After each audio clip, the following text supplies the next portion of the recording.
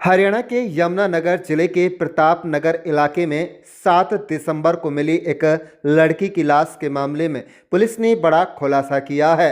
यह मामला जिले के लिए बेहद ही चुनौतीपूर्ण था, लेकिन सीसीटीवी फुटेज की मदद से पुलिस आरोपी तक पहुंचने में सफल रही। पुलिस के मुताबिक मृतका सहारनपुर की रहने वाली थी और पिछले 2 साल से बिलाल नामक युवक के साथ लिविंग रिलेशनशिप में रह रही थी। आरोपी बिलाल की शादी तय हो चुकी थी और रविवार को उसकी शादी होने वाली थी। इसी बीच उसने युवती को बेरहमी से हत्या कर दी। जांच में सामने आया कि आरोपी ने पहले सीट बेल्ट से युवती का गला दबाकर हत्या कर दी और फिर मीट काटने वाले धारदार हथियार से गर्दन काट दी। युवती का सिर जंगल में फेंक दिया गया, जबकि धड़ प्रताप नगर इलाके में ठिकाने लगाया गया था। इसकी पुष्टि पुलिस ने की है। यमुनानगर पुलिस अधीक्षक कमलदीप गोयल के मुताबिक पुलिस की टीमें कई इलाकों में सभी सीसीटीवी कैमरे खंगाले और संदिग्ध वाहनों की जांच के बाद आरोपी की पहचान हुई और उसे गिरफ्तार कर लिया गया। फिलहाल आरोपी को रिमांड पर लेकर हत्या में इस्तेमाल हथियार की बरामदगी और युवती के सिर की तलाश की जा रही है। ये मामला रिश्तों में छिपी दरिंदगी और अपराध की भयावह तस्वीर पेश करता है। पुलिस की तत्परता से एक अंधे कत्ल का पर्दाफाश हुआ। आप देख रहे हैं यमुनानगर ब्यूरो रिपोर्ट। के तहत ही मर्डर हुआ, कोई ऐसा नहीं है कि अचानक उसने कर दिया। नहीं, पूरा जिस पर उसने उसके कपड़े भी उतार दिए ताकि पहचान ना हो पाए। ये प्लान तो था ही इसके दिमाग में, इसमें तो कोई डाउट है ही नहीं। वो तो खुद मान ही रहा है कि गर्दन काटने के पीछे पर्पज ही उसके आइडेंटिटी को छुपाना। इसमें एक और बात है, क्योंकि लड़की 2 साल से सहारनपुर में रह रही थी, कहीं ना कहीं अपने परिवार से भी अलग है, तो उसको ये था कि हो सकता है इसकी गुमशुदगी की सूचना भी कोई ना दे। तो ये तो हम वैसे थाने के रिकॉर्ड में चेक करेंगे कि इसकी गुमशुदगी की रिपोर्ट दर्ज की गई है नहीं, बट इसकी संभावना काफ़ी कम है क्योंकि अकेली रहती थी और परिवार से इसका लिंक नहीं था। तो लड़की को ये कि अभी पूछताछ हमने करनी है एग्जैक्टली तो किस तरह से, लेकिन ये है कि क्योंकि 2 साल से लिव इन में लगभग थे, पार्टली लिव इन कहेंगे इसको, तो ये काफ़ी खर्चा ये लड़का ही उठाता था उस लड़की का। सर बॉडी उसकी संस्कार हमने कर दिया था कल, तो बॉडी तो अब प्रिजन को संस्कार पहले हो ही चुका था क्योंकि कोई सामने ही नहीं आया था बॉडी को क्लेम करने के लिए। सहारनपुर में ही इनकी कहीं मुलाकात हुई थी और वहीं से इनके संबंध बने थे। ब्लाइंड मर्डर था। सोनीपत यमुनानगर पुलिस को डीजीपी ओपी सिंह ने जिस तरीके से अप्रिशिएट किया, जो आपकी टीम है, आप कुछ अवार्ड या क्या करेंगे सर? देखिए, ये अपराध बहुत ही जघन्य, जिसको कहेंगे गंभीर और संवेदनशील था। जिसने भी विजुअल्स देखे होंगे उस बॉडी के, तो जो कहते हैं ना, मानवीय संवेदनाओं को झकझोरने वाली एक घटना थी। तो ये घटना इतनी गंभीर थी कि माननीय पुलिस निदेशक महोदय है, हमारे आईजी रेंज है, अतिरिक्त पुलिस महानिदेशक गुप्तचर विभाग, ये सभी लगातार मेरे से इस केस की प्रोग्रेस के बारे में पूछते रहते थे। और जिस तरीके से टीम ने काम किया, मतलब ये कहते हैं ना कि बिल्कुल ही कोई क्लू नहीं, और टेक्निकली सारे केस को हमने वर्कआउट किया। हमारे पास कोई आइडेंटिटी इस लेडी के एस्टेब्लिश करने के लिए कोई नहीं सामने आया। हाल क्योंकि प्रचार काफ़ी हुआ था तो काफ़ी लोगों के फ़ोन आए हैं। मेरे पास भी पर्सनली एक जयपुर से कॉल आया, एक मध्य प्रदेश से किसी पुलिस ऑफिशियल का फ़ोन आया। तो लेकिन इतने ज़्यादा प्रचार के बावजूद भी बॉडी की आइडेंटिटी एस्टेब्लिश नहीं हो पाई थी। तो इसलिए ये बहुत ज़रूरी था कि हमारे पास जो भी टेक्निकली किसी केस को वर्कआउट करने के लिए जो भी मेथड्स रहते हैं, उस पे काम पूरी अच्छे से किया जाए। और मुझे इस बात की बहुत खुशी है कि टीम ने अथक प्रयास करके 6 दिन लगातार, मेरे को लगता है कि रात दिन कुछ लड़के ऐसे भी होंगे टीम्स में जो कई दिन से अच्छे से सोए भी नहीं होंगे, तो लगातार ये लगे रहे, दिन रात जिसको मैं कहूँगा, और फाइनली फिर ये केस ट्रेस हुआ। ये बहुत अच्छी बात है क्योंकि इस तरह के जो गंभीर अपराध है, जब ये ट्रेस होते हैं तो आम जनता का पुलिस की जो एक व्यवस्था है, पुलिस की जो कार्य प्रणाली है, पुलिस की जो क्षमता है, उस पर एक विश्वास बनता है।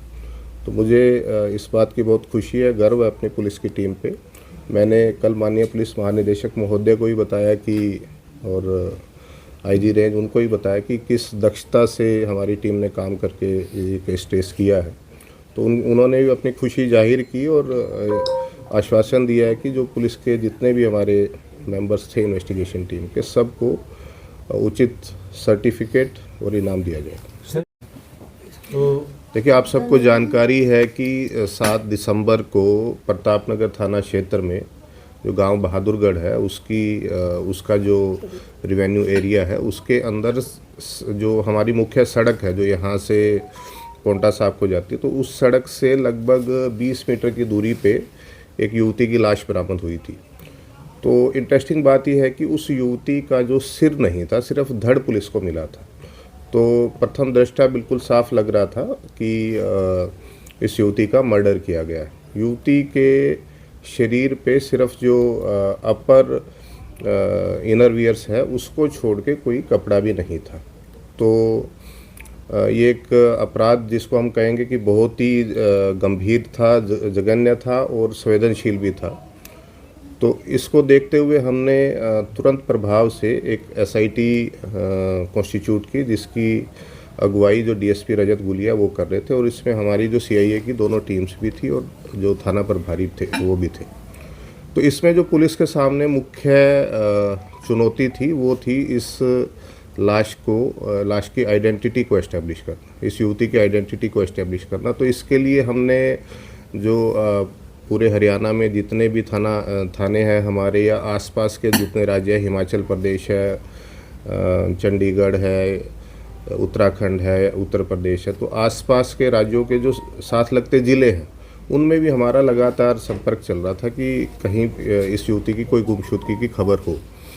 लेकिन 6-7 दिन लगे रहने के बाद भी हमें किसी भी चैनल से इस युवती की आइडेंटिटी के बारे में कुछ नहीं पता लगा।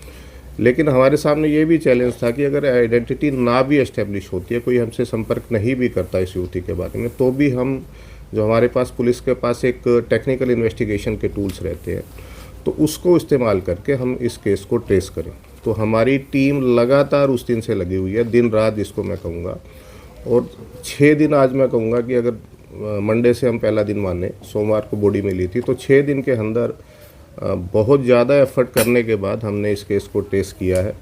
जो आरोपी है जिसको कल गिरफ्तार कर लिया गया, उसकी पहचान, उसका नाम है बिलाल, फादर नेम फुरकान। ये टिडोली गांव है सहारनपुर के पास, नकुड़ के पास में, ज़िला सहारनपुर में, वहाँ का रहने वाला है। और जो ये युवती है उसने जो पूछताछ में बताया, ये भी सहारनपुर के एक गांव के पास की रहने वाली है और लगभग 2 साल से ये सहारनपुर में ही एक तरह से इसी युवक के साथ पार्टली हम कह सकते हैं कि लिव इन में रह रही थी। तो लगभग 2 साल से इनके संबंध थे। ये युवक जो है, इसकी कल शादी होने वाली, आज कहूँगा कि आज शादी, जब कल हमने गिरफ्तार किया था तो आज इसकी शादी होने वाली थी और ये युवती इस पर प्रेशर कर रही थी कि आप मेरे से शादी करो। तो इसको डर था कि कहीं ये इसके घर पे जाके बात ना बता दे, इसकी शादी ना ख़राब हो जाए, तो इसने एक प्लान बनाया इसको मर्डर करने का।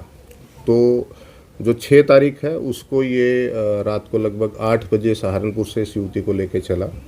तो इसका प्लान फिर ये उस दिन ये पहले अपना पोंटा भी गया दिन के अंदर। वहाँ इसने कोई रूम को भी देखने को तलाश करने की कोशिश की जहाँ पे ये इस हत्याकांड को अंजाम दे सके।